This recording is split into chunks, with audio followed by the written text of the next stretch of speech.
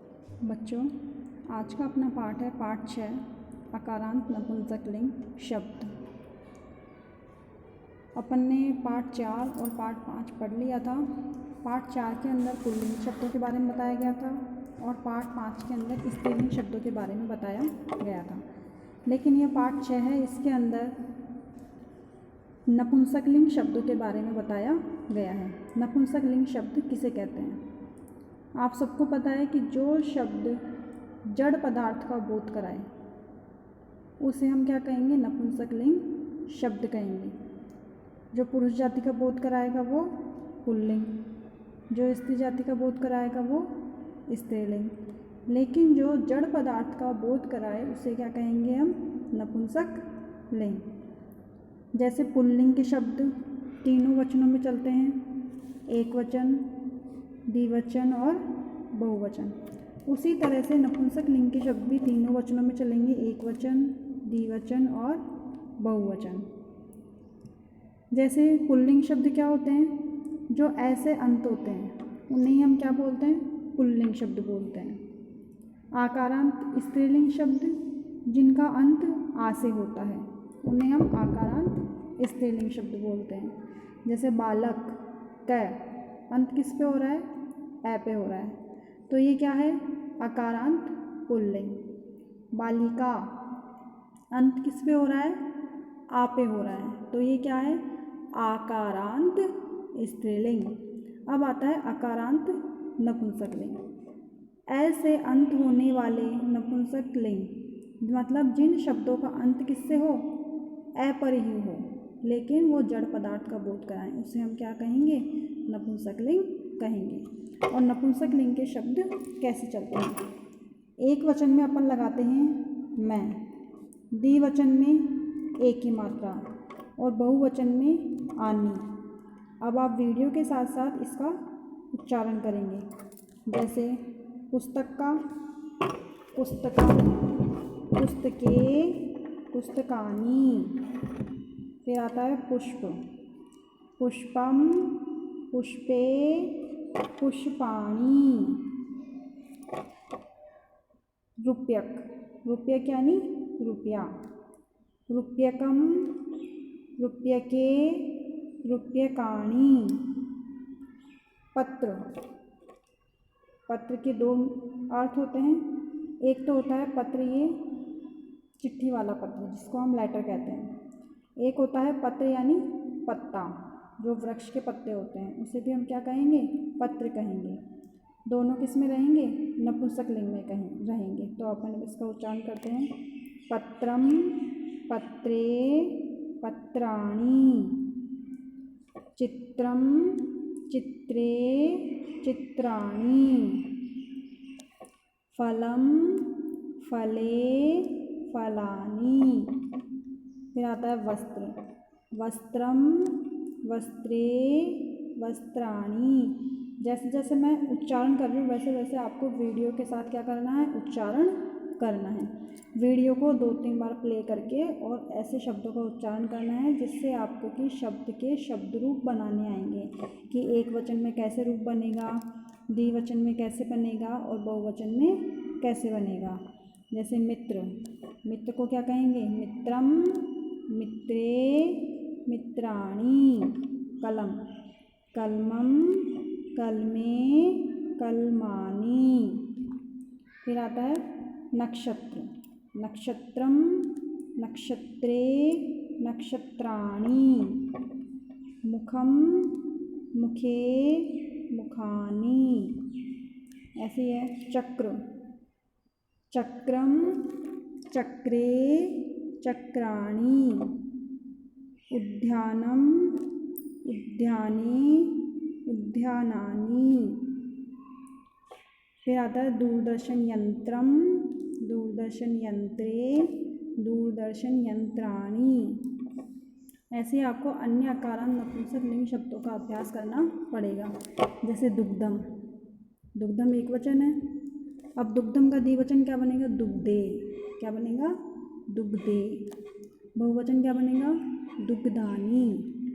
भोजनम एक वचन है, अब भोजनम का द्विवचन क्या बनेगा? भोजने, भोजनानि। ठीक है। छत्रम एक वचन है, द्विवचन क्या बनेगा? छत्रे छत्राणि। इस तरह से अपन एक वचन अगर आपको देंगे तो ऐसे आपको द्विवचन बनाने पड़ेंगे। मान लो अगर बीच का द्विवचन आता है तो अपन अब इधर का बनाएंगे। कमले दे रखा है, कमले का इधर क्या बन जाएगा? कमलम। इधर कमलानी। नेत्रे नेत्रम, इधर नेत्राणि। नेत्रम नेत्रे नेत्राणि। कुल मिला के आपको इनके 3-3 वचनों के रूप बनेंगे। अब एक चीज़ और देखिए,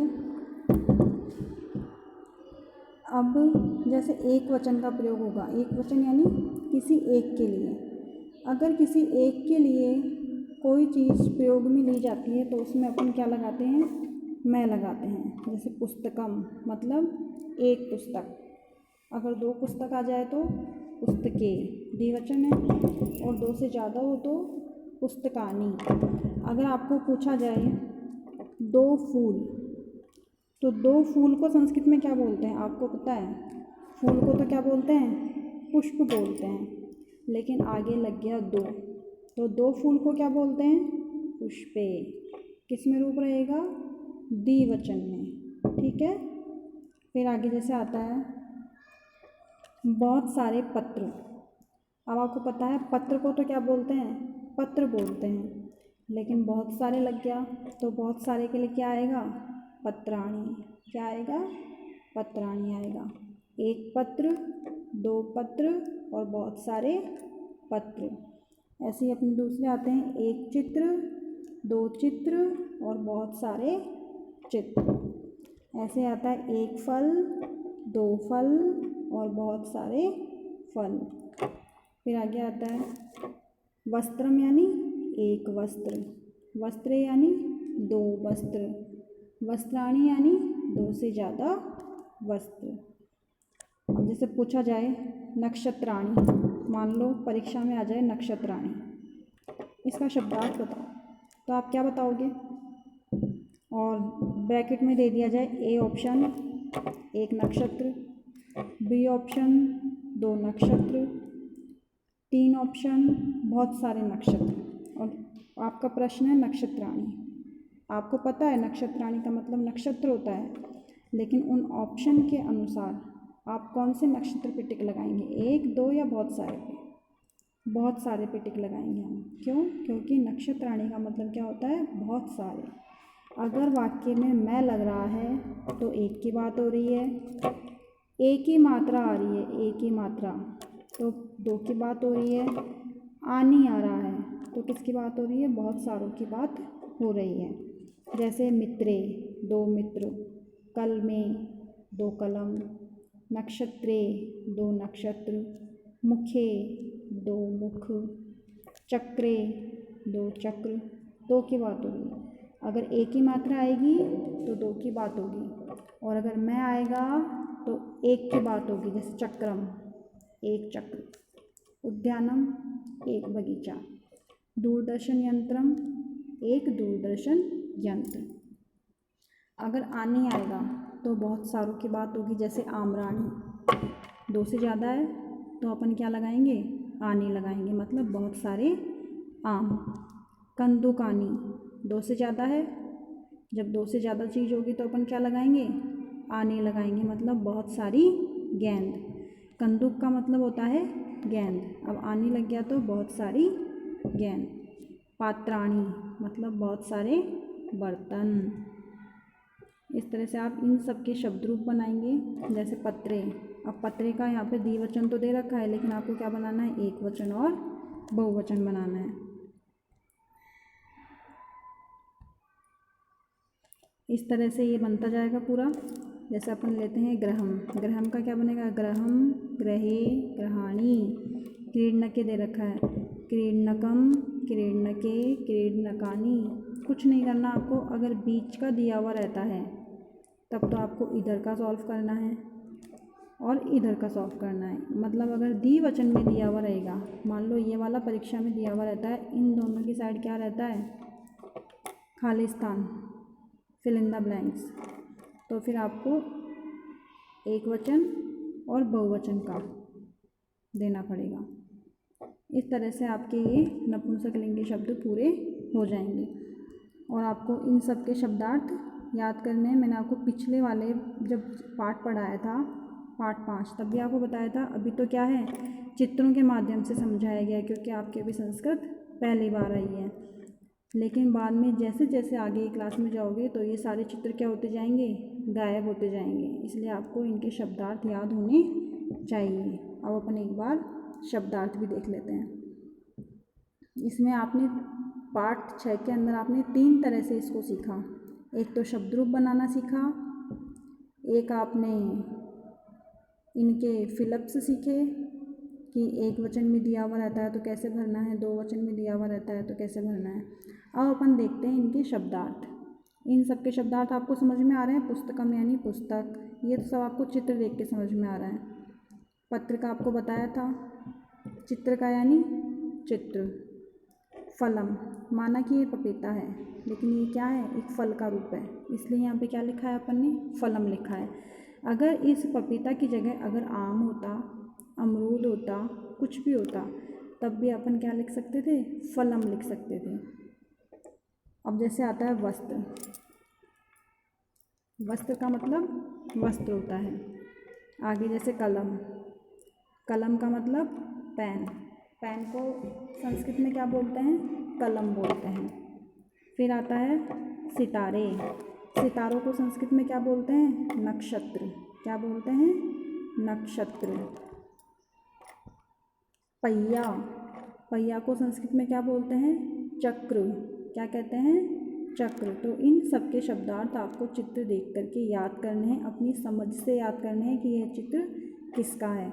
चित्र पहचानना है और शब्दार्थ याद करना है। अब मान लो उद्यानम है, आपको उद्यानम का शब्दार्थ नहीं पता कि इस शब्द का अर्थ क्या है, लेकिन ये चित्र किसका है, यहाँ पे बहुत सारे पौधे लग रहे हैं, फूल भी लग रहे हैं, रंग बिरंगे बड़े बड़े वृक्ष भी लग रहे हैं। किसका चित्र है ये?